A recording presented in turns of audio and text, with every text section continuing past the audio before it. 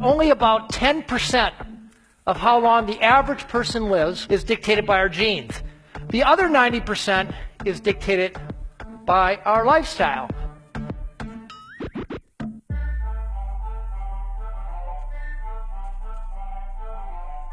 We're leaving about 12 good years on the table.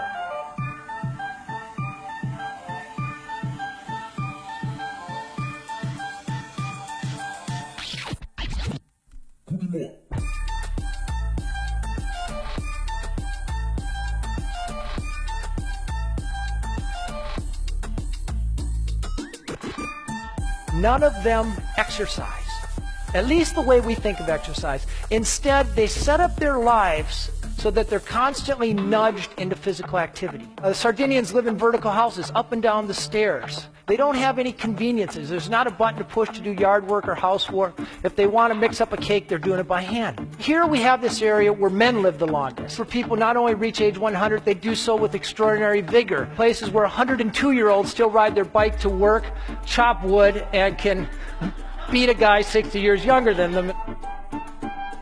They have vocabulary for sense of purpose. Instead, there's one word that imbues your entire life, and that word is ikigai. And roughly translated, it means the reason for which you wake up in the morning. For this 100-year-old fisherman, it was continuing to catch fish for his family 3 times a week. For this 102-year-old woman, her ikigai was simply her great granddaughter. And I asked her what it felt like to hold a great granddaughter, and she put her head back and she said, "It feels like leaping into heaven." Each of these cultures take time to downshift. The Sardinians pray, the Seventh-day Adventists pray, the Okinawans have this ancestor veneration. When you're in a hurry or stressed out, that triggers something called the inflammatory response, which is associated with everything from Alzheimer's disease to cardiovascular disease.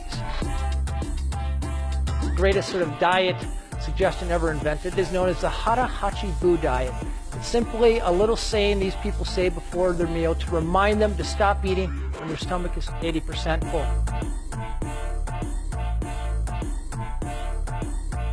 They have all kinds of little strategies to keep from overeating. They eat off of smaller plates. They tend to eat fewer calories at every sitting. A plant-based diet full of vegetables with lots of color in them, and they eat about 8 times as much tofu as Americans do.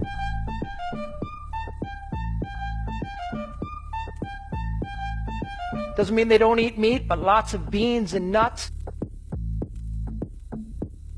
Then the foundation of all this is how they connect. They put their families first, take care of their children and their aging parents. And then hardwired right in the religion are nature walks. They also belong to the right tribe. They were either born into or they proactively surrounded themselves with the right people.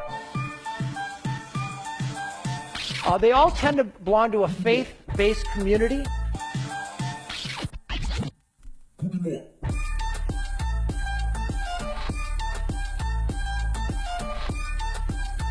The Seventh-day Adventists celebrate their Sabbath from sunset on Friday till sunset on Saturday, a 24-hour sanctuary time, they call it.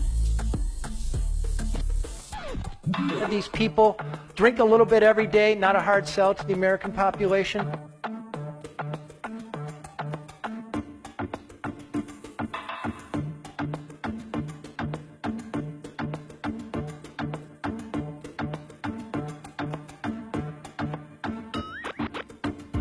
When it comes to longevity, there is no short-term fix in a pill or anything else. But when you think about it, your friends are long-term adventures, and therefore perhaps the most significant thing you can do to add more years to your life and life to your years.